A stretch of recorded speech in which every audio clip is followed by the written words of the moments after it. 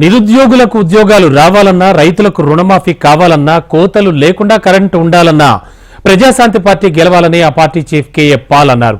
Core committee భేటీలో తెలంగాణలోని 17 స్థానాలకు అభ్యర్థులను ప్రకటించినట్లు తెలిపారు. వరంగల్ నుంచి ఎంపీగా బాబు మోహన్ ప్రకటించారు. అలాగే తెలంగాణ ప్రజాశాంతి పార్టీ అధ్యక్షుడిగా బాబు మోహన్ ప్రకటించారు కేఏ పాల్.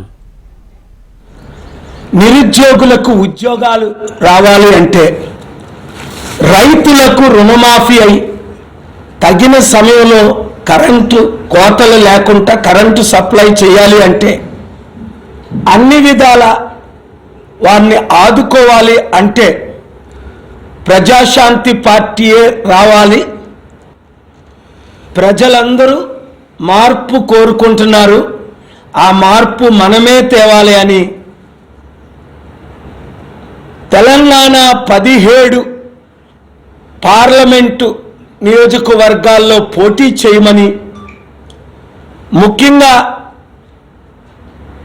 మాజీ మంత్రి, 3 సార్లు MLA, undefeated champion TDP, BRS, బీజేపీలకి